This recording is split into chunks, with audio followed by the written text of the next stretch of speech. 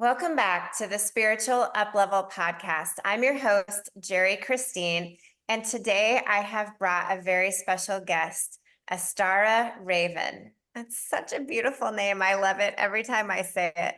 Astara, you are so many things, but most importantly, you are an author. You were an architect and a sustainability leader, and you have become an intuitive channel, a shaman, and a transformation and embodiment coach, a teacher, so many things. I'm so excited to talk to you and delve into all of these specialties that you do in your own perfect way. So thank you for being here today. Thank you. It is a privilege and an honor. Can you begin, Astara, by telling us how did you go from being an architect in California to being a spiritualist and a spiritual leader, really, in the heartland? You're in Omaha. What a journey, right? All of our wonderful, circuitous, labyrinthian lives and adventures that we never ever plan on. So I still actually keep my license up just in case. And even though I'm not doing architecture as a day job, I actually am still an architect. The fun thing about my sort of transformational path to get to where I'm at in the heartland from being a coastal gal out in California is it was architecture itself that brought me here. I used to work for a big architecture engineering firm, and I was in leadership in that firm. So out of 9,000 people, over 150 offices around the world, I was one of 9 that led the sustainability efforts in that company. And then I rubbed elbows with a lot of the upper leadership and a lot of the teams across the globe. So it was a very interesting experience. And when I was living in San Francisco Bay Area, I worked out of the San Francisco office, and I was approached to really bring my leadership and my level of knowledge as an architect to our corporate heart, which at that time and for that company was in Omaha.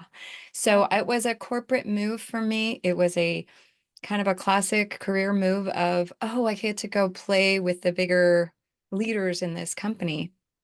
So I didn't really want to move away from California, and I had not planned on moving to Nebraska, but it became just a smart business decision at the time. Now, interestingly enough, once I did make that move and I landed here, life unfolds, and I meet eventually within a year the person I'm going to marry. I start to feel into some of the nudges and intuitive hits that I was getting even before I left. So, for those of us that are open to synchronicity, or we might call it serendipity to have it be a little more accessible, those funny things that you can't believe, I just said that, and then this just happened. So right before all of that unfolded, I remember feeling frustrated in the location I was in because I had a lot of calls and a lot of things that I had to negotiate over the phone. And I was really close to a break room in our open office plan. And so I put an energetic call out to the universe, out to God, however we like to word that sense of something bigger than ourselves that works with us all the time. And I said, I'd really like a door. I'd like an office with a door. Well, I didn't know that meant I'd have to move 1,500 miles. So I look back in time and I think, I was just kidding. Like, I just wanted to move over to that office right there. And the universe said, you're going to move. All right. And here you go. It's the answer to your question that you didn't know you were asking. So I was looking for a quick solve on a kind of logistical conundrum in my life, and I ended up here in Omaha, Nebraska. So it's a Amazing how that longer. works. And I can relate. I actually moved to Omaha from Scottsdale, Arizona. Never thought I would move back to Nebraska.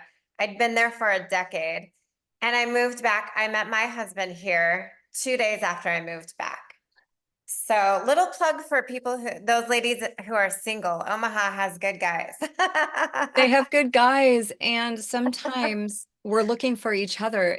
I write about this in my book, How the Stars Tell Time, and it is a memoir, but it's so much more, and we'll talk about that later. But it's funny, as I share my story a little more detailed about this journey I just described, my partner, Orion, was actually talking with his friends and colleagues and saying, I think I need to go to California. I have this feeling that my person's out there. And I had talked to some friends who knew I was looking for a partner and it just wasn't working out west, and said, I kind of feel like maybe this move is there's somebody out there. So sometimes we're calling each other across the miles or across, that energetic feel. And Yeah. it's funny how it works out. It's so funny. And it's interesting you mentioned that because my husband had made a list. He was recently divorced and he had made a list and he put on there Arizona because he also felt like that that connection. So we were clearly both calling each other. So Yes. I love that. So explain to us, continue the conversation about how you went from that corporate management level, of such a big company to what you're doing Yes. today in the spiritual world. Yeah, so after I landed here and I was still inside of corporate, it took about a year for me to meet my partner. And then it took within a very short time, those of us that are, I was in my 40s, those of us that are farther along in our journey, when we do meet a partner, it can be really a fast domino of what might normally have taken us a long, long time to live together or start a business together. It actually happened within a year. Um, we were moved in within 4 months and we had started our company within less than a year of knowing each other. So I was keeping one foot in what you might think of as that spiritualist. How did you get there world?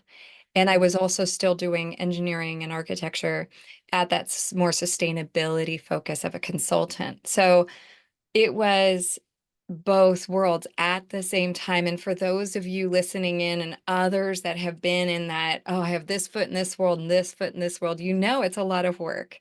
It's a lot of work to try to straddle two worlds. Some of us can do it easier than others. Some of us, it depends on the straddling. It's like, oh, that's no big deal. For me, it was a bit of a stretch to try to stay so corporate, so in the old paradigm, and then feel this really strong opening of what my spiritual leadership was trying to do for me. And within a year, I did decide to resign.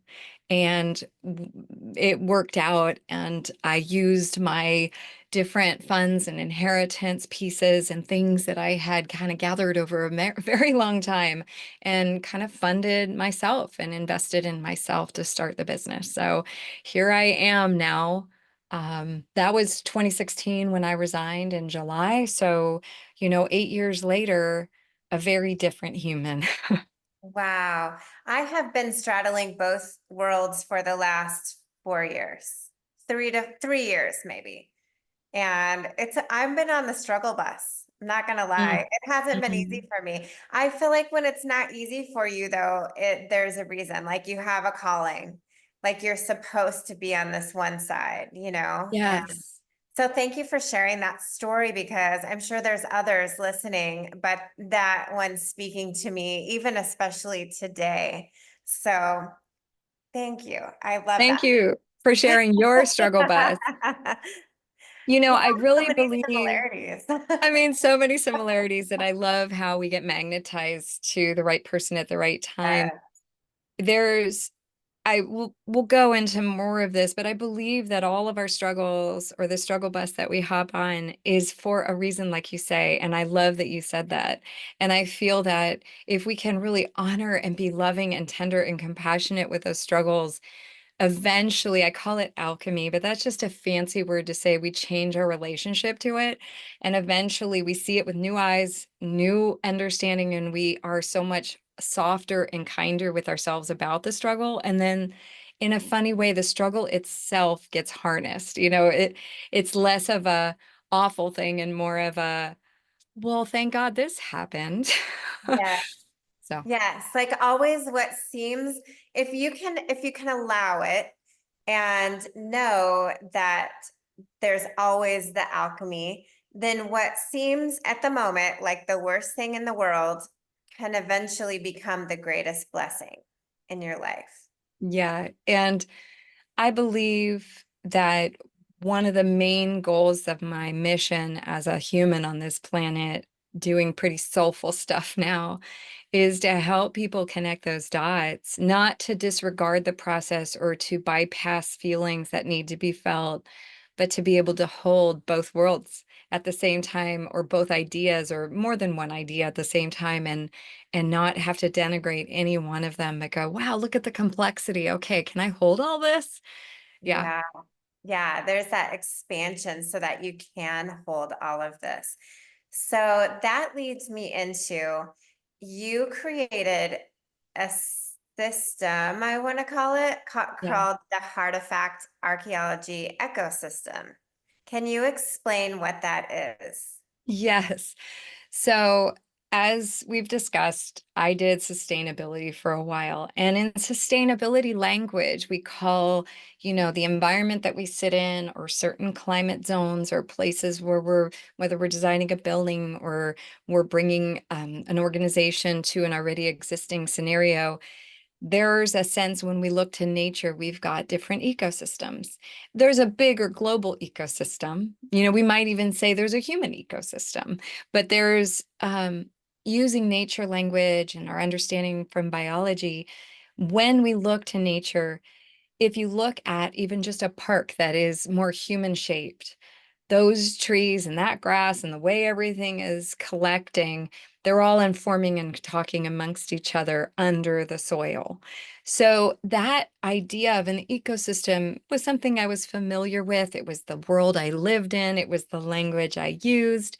And I realized that when I got into spirituality, especially when we'll talk about shamanism, there was this kind of way of defining the world, maybe a new set of language to look at that nature focus in a whole new way that's spiritual rather than just purely biological or scientific or engineering.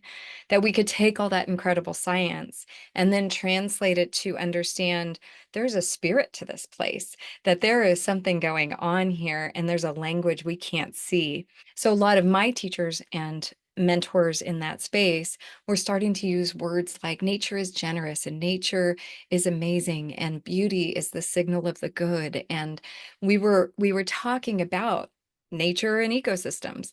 So then in a spiritual context, I realized it was the same for our body, the same for our soul, the same for the way those two things connect, that it actually was the soul speaking through the body, and that it is an ecosystem, since we talked about being able to hold multiple things at once. Nature knows how to do it easy. Nature holds all of it at once, and everything's welcome. And the whole cycle, even the destructive composting cycles, are seen as a part of the good. So I figure, why can't we apply that incredible nature intelligence and wisdom as a mentor to our spiritual, emotional, and like even life coaching spaces? And to me, I kind of combine them all. So heartifact archaeology as a fun, playful term. So we know archaeology, digging something up. Mhm. Heartifact, new word. I made it up as a poet. We know artifacts, something where an archaeologist would dig up artifacts from a land and say, oh, look at the people before, or this indigenous tribe, or back 3,000 years ago, or 10,000, or 100,000. They would carbon date something and say, here, this is the history of this artifact, and this is what we know about it. Well, I feel, and what I've learned as a mystical seeker and a cultural creative, is there are facts at the center of our being, what we would determine coming from our heart, that are actually wiser and truer than the facts that our mind beautifully build as evidence and measurement. So I believe, although I love science, and that is a huge part of actually what I do, I believe that there are facts, facts of our life, facts of our knowing, our dreams, our soulful pulse, that feeling of, I don't know how I know, I just know, that are so much stronger, so much more ancient than one lifetime, that I call them artifacts. And so I thought, well, let's dig them up, because if the ecosystem's going to run better of your life, like the ecosystem of your life, your spirit, your dreams, we have to know more than one layer. We have to get into the ecosystem and realize it's generous. It's all for your good. And if you start working even with the shadow and the difficulty, the struggle buses, you're going to find the blessings if you just take the time to notice. So for me, everything came down to that ecosystem frame, that archeology frame of let's investigate, but like do it with love and compassion. Wow, that is so beautiful. I love it. I love how you speak about all of the spirituality with symbolism and poetry. It's just so beautiful. Thank you. I want to encourage everybody to watch the YouTube as well because your smile is just so beautiful. You can tell that it's just source like radiating through you. Thank you. Yeah. So how do you do that? You have so many different um, tools in your toolbox. So walk us through how you, Astara, work with somebody to uncover their artifacts and Yeah. help them create that bigger, more expansive ecosystem. Great question. I think, when you go to see a healer of any kind, whether it's a doctor or an alternative medicine practitioner or a more intuitive, really alternative healer, kind of like myself, a lot of times coaches or healers will have intake forms, doctors too.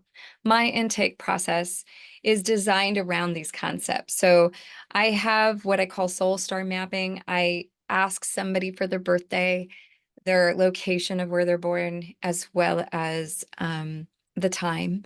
So not just the month, day, year. And then I take that and translate it into 3 maps, one of which is a pretty thorough, long report based on human design.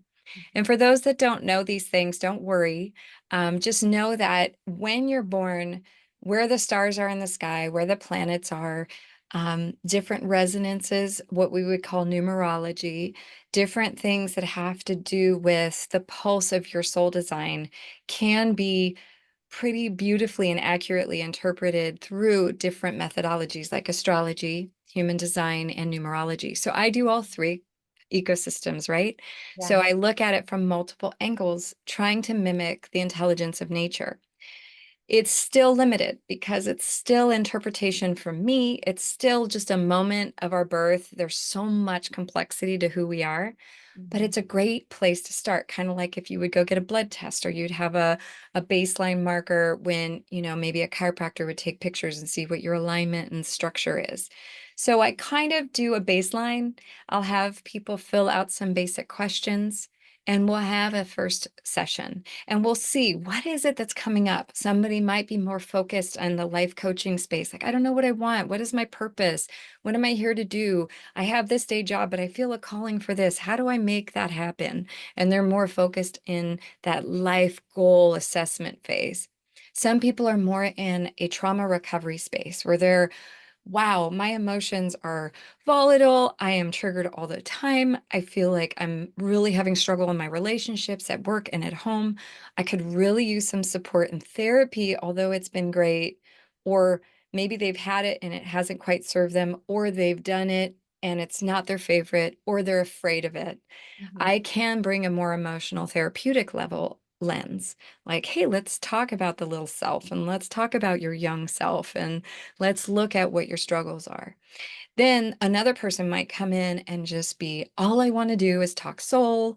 All I want to do, I'm intrigued by past lives. I'm intrigued by these really cool spiritual concepts. Let's just do that.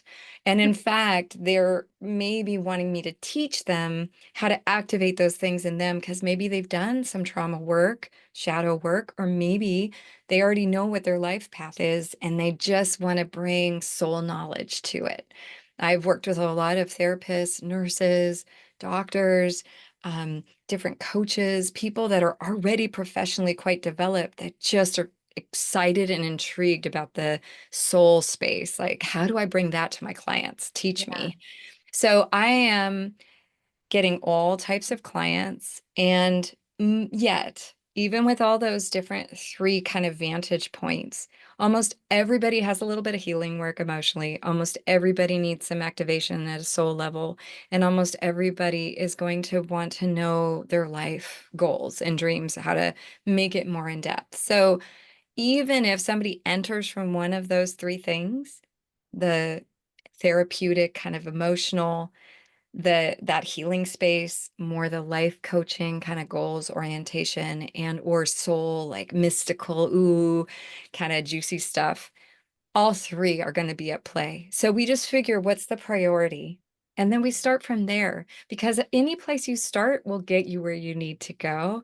And I have those many tools because I attract, although people don't often think of it because we usually sell ourselves short, I attract the leaders of tomorrow.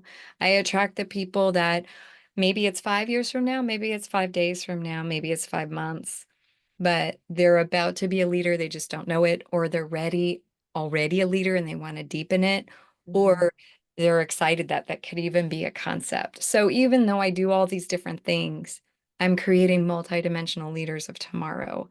And so that's why we just have to figure out, where do you need to start and what's kind of your needs right now? And then we can add the other stuff in later. Wow. I love that multi-dimensional leaders of tomorrow, because that's so needed. Because I think everybody can feel there's a huge shift in the world, regardless if you're spiritual or not. People are feeling it. And that's what's coming in, is that requirement almost that our leaders lead from a new space, from a soul level. So you mentioned soul activation. What does that mean? I'm going to use my architecture brain right now. So, in the left hemisphere, we have, for those that know about it or don't, we have more of that specificity, structure, measurement, evidence, just a sense of linearity and kind of foundational rationality. And then the right side of the brain, we don't need all that. We've got boundarylessness, we have wholeness, we have oneness, we have a sense of creativity and openness and spiritual kind of ease. So the architect that's doing a really good job is using both hemispheres, and a lot of art that's got a need for a little bit of both does. And I have both my hemispheres pretty good, strengthened and connected. And it's taken me years to do that, but I've done that work. So, one of the things that's kind of cool is, if you have a soul activation, think of it as, am I using all of my brain? Am I using all of my body? Or am I coming in with a very limited, narrow kind of, as if you've got like a lens or blinders to the side that say, no, this is reality. So what I do at the soul level is help people see, almost architecturally, using tools and techniques, how does their soul work? What is the energetic infrastructure of their body and field at an almost electromagnetic physics science level, connected to what we would think of as chakras or energy centers? We have all these invisible aspects of us, but we can feel it. Like when somebody goes and does anything with their body, even working out or seeing somebody out in the world that's going to help them, maybe Reiki or something else, they go, I don't know what it is, but I'm buzzing, or I feel a flutter, or I feel this. I help people kind of see, we call it somatic or embodied, but how do you connect with the design you already are, but do it at a very aware and conscious level, which will empower you. It's actually building confidence. I call it soul esteem versus just self-esteem. So you move from, first, we're going to build the self-esteem, and then we're going to build the soul esteem. And that activates this bigger perspective. So you can hold more. Gosh, I didn't know that this awful thing that happened when I was a kid, my soul chose so that I could develop over 10,000 hours of expertise in this arena, that I could then go be a leader in that space. But I thought that trauma was just awful and I was a victim. So the soul activation is raising the viewpoint, right? Some people call it 5D, that if you think of a pyramid, that the bottom level's 3D, and then you rise up past through the 4D into 5D, which is dimensions, to look down and go, oh, that's why I did that. So that soul view, that soulful esteem, that's the soul activation piece. And it's usually some somatics, like physical, actual things we do, and some of it's imagination and intuition and giving permission to those parts of who we are. Wow. I talk about that a lot of times from the 30,000-foot perspective, because if you can pull back from what you perceive as the problem or where you're a victim, that soul level changes everything. It allows Everything. ability and space, and it's so beautiful when someone can pull back and really just see the truth, see what else is out there. Oh my gosh. So much good stuff. So, your books. Let's go to your books. So your first book, I want to, is How the Stars Tell Time. And this plays with the concept of quantum reality and time travel.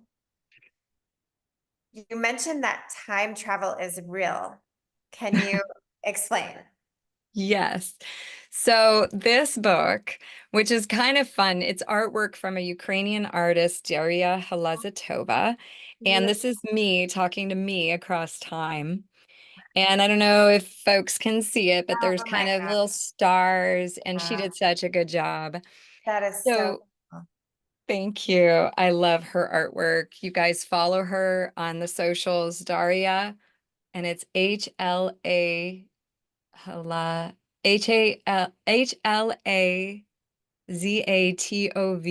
Halazatova. And she's just incredible. So there's this concept in quantum mechanics. Quantum physics has been around actually in more formal way for 100 years. So it started in the 1920s, really getting out of these lab spaces and into white papers and people presenting and starting to change how everything happens in the scientific communities. So I love that stuff. I love geeking out on science. And what they discovered at a quantum mechanics level is that there is this particle wave conundrum. Some call it a paradox.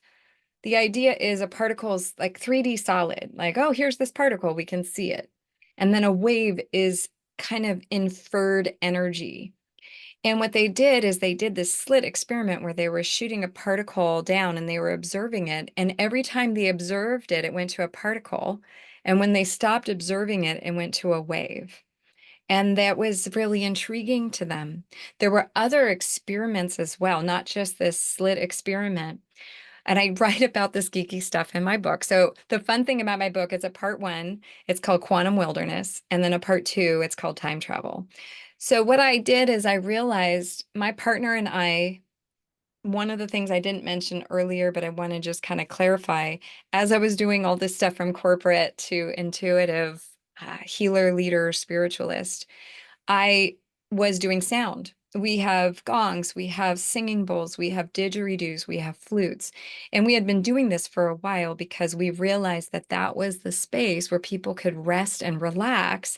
And when we rest and relax, we use a different part of our brain and body, and we can tap into our natural healing intelligence. So people call it sound healing. We call it sound alchemy. So Illuminating Hearts is our company. It's our LLC, kind of holds the umbrella of Heartifact archeology ecosystem, all these other things. And Orion and I, when we were looking for wedding rings and we were 4 years into our relationship, about to get married, he said, what if, I was writing my book, I hadn't finished it. He said, what if our sound is the time machine? And I was already starting to write about this. And I said, yeah, that's what I'm writing about, is the sound is the time machine. And it turns out that the favorite, sometimes when you can do searches on images or you're looking on different sites for things, you can favorite stuff. The ring that I had favorited was called the Gate of Time. And it was designed, it turned out to be a guy who went to my architecture school out in San Luis Obispo near Cal Poly. It was just all these synchronicities. So we got our Gate of Time rings, which I'm wearing mine right here. Wow. And Orion wore his. And we realized that our sound, what we did was helping people get into the very center of their being. What's kind of cool is, okay, we've got this. Wait, is it a particle or is it a wave? And then over here, we've got this. Wait, I'm dropping into the very center of my being. And it turns out many, many, many decades later, another physicist, Nassim Haramein, was exploring the concepts of our solid reality. And it turns out in quantum mechanics across the board, they're realizing we're 99% space. I won't give you as many decimal points that are listed into my book, but suffice to say, there are 5 decimal points of nines after that. So it's 99.999, lots of space that we are. There are entire, at the quantum level, football fields between each molecule and each atom. So then, if it's true that the very center of us, illuminating hearts, is our name for a reason, there is a neutral place in all the positive and negative charges of the battery of our body. It is incredible, but there's this little spot at the very inside of our heart. It's a no-cut zone for surgeons, and there's some other neat things about it. But it's called the tiny space of the heart, and we can learn how to journey there. We can learn how to go there inside of maybe sound, maybe different medicines that plants offer us as plant teachers, maybe different things that we do. Um, and when we go into that tiny space, we're in this gateway of time where we're so here, we're so now that we can access all timelines. And Mhm. quantum mechanics supports it because it shows us that we're flickering in and out of solid and not solid every sort of nanosecond. Right now, I look solid to you. If I slammed my hand on the mic, you'd hear a dut, dut, dut, but I'm not going to do that. But we're not as solid as we think. We're flickering in and out of the no thingness that's the quantum field. So who are we when we're in the quantum field? And who are we when we're here and we look so solid and we go, look, I'm solid. What are you talking about, Astara? Mhm. So time travel is the ability to connect with your heart, connect with that gate of time. And in the very, like Ram Dass, a famous spiritual teacher, said, be here now. If we're mystically right here, right now, so present, meditative, listening, paying attention, suddenly all timelines open up to us. And that's the here now space that's beyond infinity. It's beyond even eternal because it's beyond time. And our brains won't ever fully understand this. That's why Einstein and others called it different things. He called it spooky action at a distance. But there's a lot of quantum weirdness. And the more we study things at the very small scale, which is what quantum means, the more things like time travel become revealed to us. And I do it more at a journey shamanic level, but I get people into these time travel states either through sound or other methods, and I teach them how to journey and imagine at that level. That is so beautiful. I've experienced that before. So from that perspective, that totally makes sense how you're explaining it. And just to the listeners, if that doesn't make sense, I invite you to experience it because it's probably the most powerful transformative experiences that I've had in my entire life is Yeah, going to that place of when you're, like you said, you're so here in the now that everything else dissolves. It's beautiful. it's Wow. incredible. You also talked, now this is coming a little more practical maybe, but you also told me off camera that your book was about changing your name because Astara isn't your given birth name. Yeah. Can you tell us that story? Yes.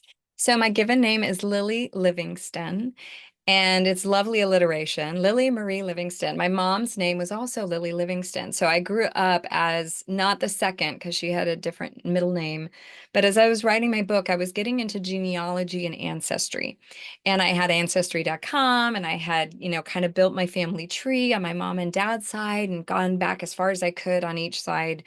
And what I learned was my mom, who had my name also, she had a grandmother named Lillian, Judith Lillian, and my mom was Lily Judith.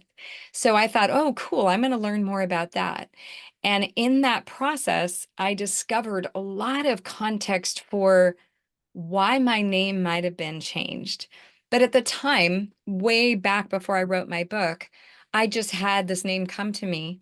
I was what we would call maybe in a channeled state because before I had all the language fully for this, was already practicing this. I just didn't know the full words that I share with you now, but it was the state that I was in. And I had a good friend, my friend Tassier, who wrote the foreword to my book, How the Stars Tell Time. He's an incredible guy. He and I knew each other back in California days. Now he lives in LA. At the time, we both knew each other in Oakland area, San Francisco Bay Area. And so he was my Reiki guy, and he would come over and help me get into these states, but he also channeled his guides. And I was just used to Tassier being the channeler. You know, when we're used to seeing somebody do something again and again, we think, well, I don't know how to do that. They know how to do that. Mhm. And one day, not too far into our series, I felt something come through and I said, something's coming through. And he said, go for it. And I just started right there, horizontal on the massage table, channeling myself and my guides, and my name came through. And so that took about 6 to 7 years of courage. Far enough into this progress, I'd actually already left corporate and was already doing our business and our LLC before I had changed my name formally. And Orion and I, when we got engaged, we decided, why don't we, instead of me taking his name, or even him taking mine, some people do that now in the modern days of marriage, we decided to take our spiritual name. And so I finally, 7 years later, got the courage to own my name. And that was the seeding of me writing the book. Wow. Yeah. Wow. That and your name is so beautiful. Your given name was beautiful, and your spiritual name is beautiful as well. Can you I've been tell us? blessed. You have been. You have been. I have Jeri. I actually love it. But that's one of the reasons I go by Jeri Cristine, because which is my middle name.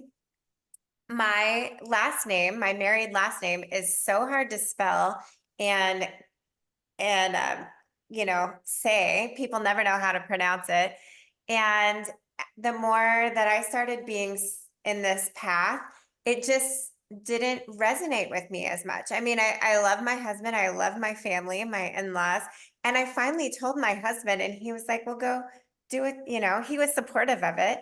And I'm like you, like getting the courage, like, okay, this is who I am, and this is who I Yeah, am in this phase of my life. And it's very empowering. it is.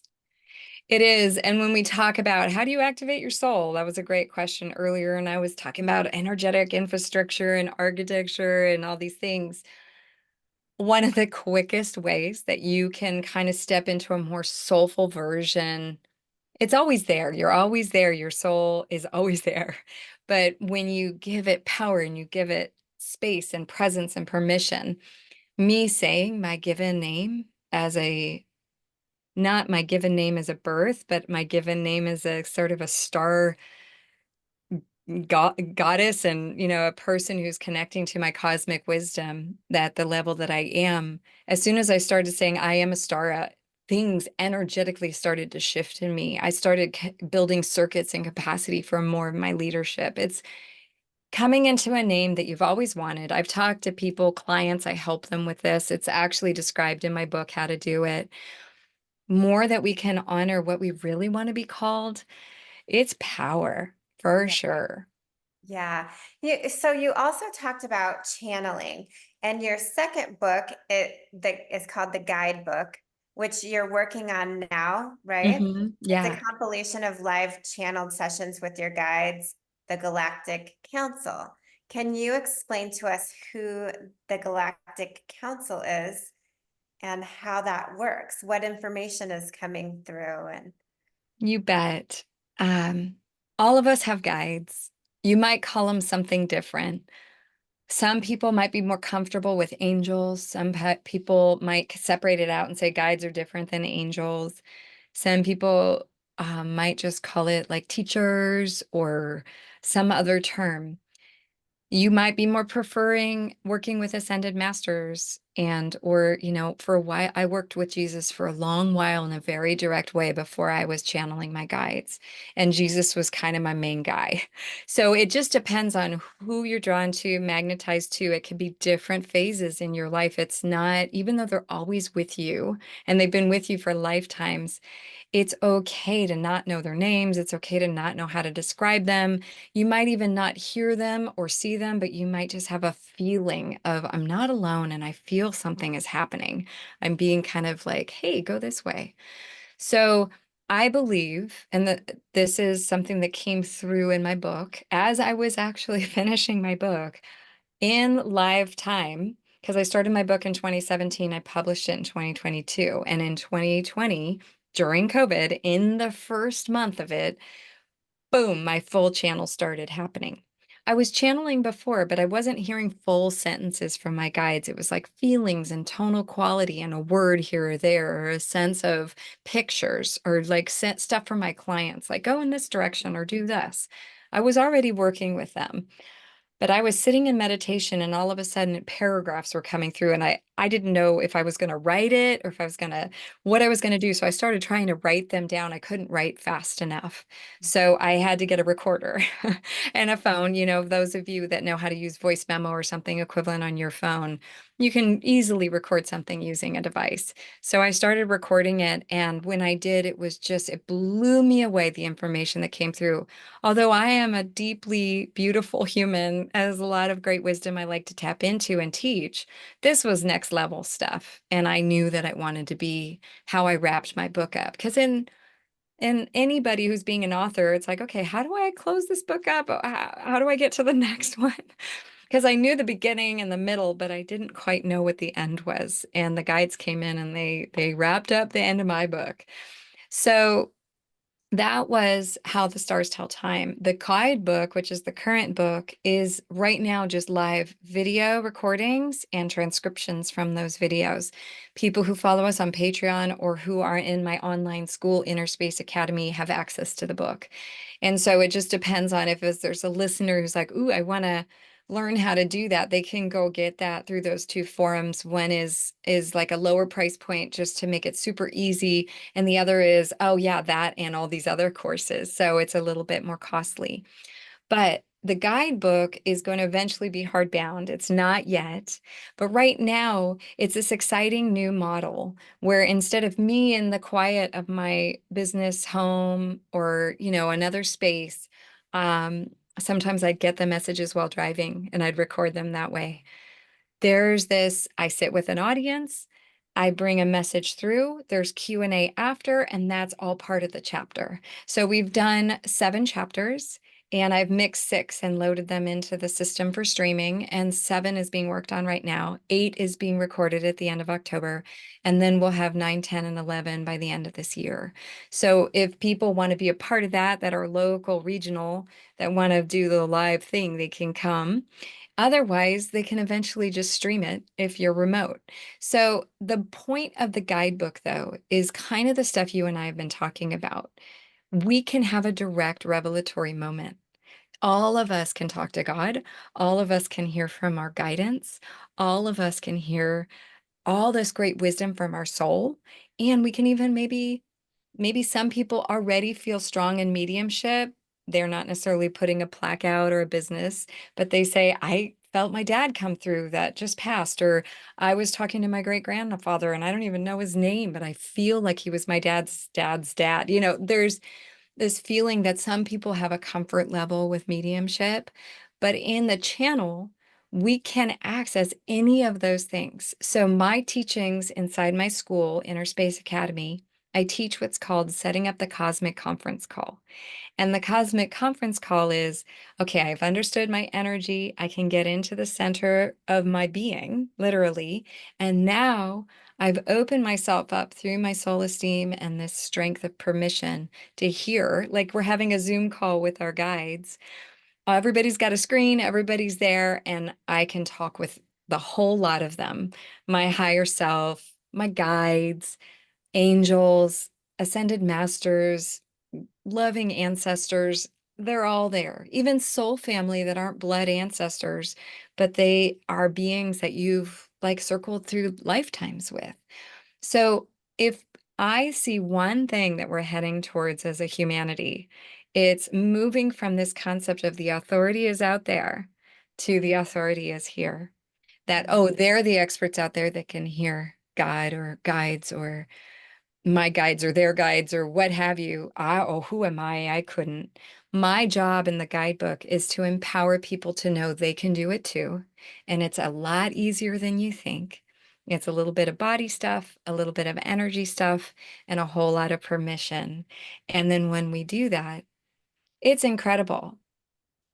I completely agree with that. I've been feeling the same, that the biggest lesson right now is that we all have access to all of this. And the best teachers that I work with, or even people I've interviewed, have repeated the same thing.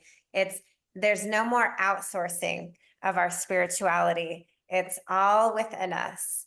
And we're being called to, realize that. And that's probably why so much awakening is happening right now and so much interest in spirituality. Yeah. That's amazing. We have talked about so many things, and I feel like I could dive into each one of them on a whole entire episode. Is is there anything that you would like to share with the audience that we haven't hit on yet? I guess, for those of you that are new to spirituality, whether it's because of your upbringing, either in religion or your current religion, or it's because you were an atheist and now, maybe you had some sort of thing awaken you, or you were agnostic and you're more open, or you're coming at it because you don't know why. Like, whatever, there's so many more than I mentioned, but there's so many reasons you might be on this podcast, so many reasons you might be new to this. And what I want you to remember, like we just said, you get to have a direct connection with all of this, and you get to do it at a pace that works for you. You don't have to be urgent about it. You don't have to rush around. You don't have to be hard on yourself.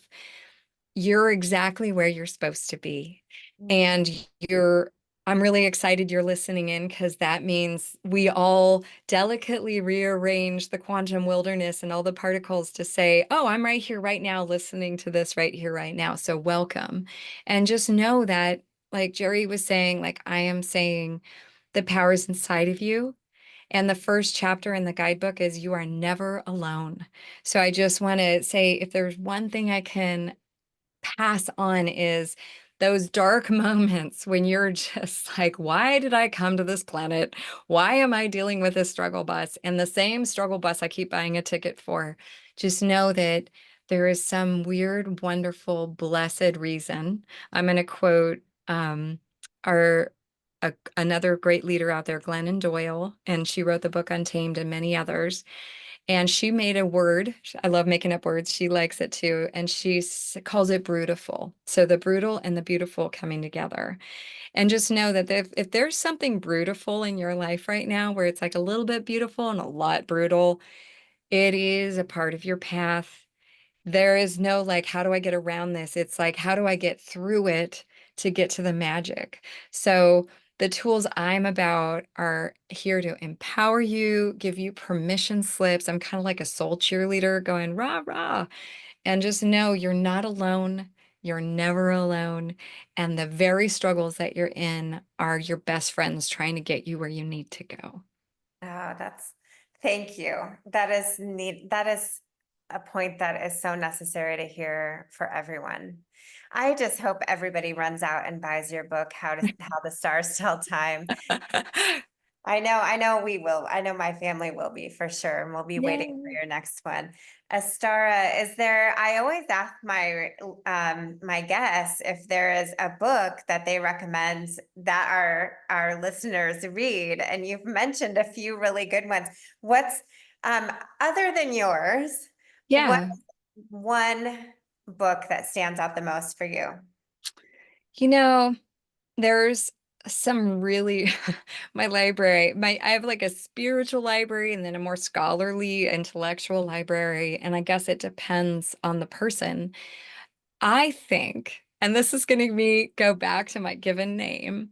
For those of you who've ever heard of this book, it was really popular in the 70s. It's by Richard Bach. It's called Jonathan Livingston Seagull. And it's a simple little parable, very, very quick read that I think will wet your whistle around this concept of spiritual activation. Mm. And it's very accessible. It doesn't have any highfalutin quantum words or spiritual woo in it. It's a real, just cute parable around a seagull learning to fly and not feeling like he's like the other seagulls in his flock. So I would say Jonathan Livingston Seagull is a great starting point for that big esoteric leap into, wait, there's something bigger than I might be giving myself permission to do right now. That sounds like it might be a good book for parents to read to children as well. Yeah, for parents to children, so for those of you that know Neil Donald Walsh, Conversations with God, that's another great book. There's a parable that was pulled out of Conversations with God, made into a children's book called Mm. Little Soul in the Sun. And it is such a great, soulful layer, 30,000-foot view, kind of like Jonathan Livingston Seagull, but very much for kids. That's a great, great book for all these bigger concepts of, you mean this intense thing, I like designed it this way? Yeah. Oh, that's perfect. Thank you. And then again, you've shared so many incredibly beautiful nuggets today. What is one thing that you maybe haven't mentioned yet that you wish everyone in the world knew? Alchemy is possible, and it is a fancy word for a simple concept, which is to change the state of something.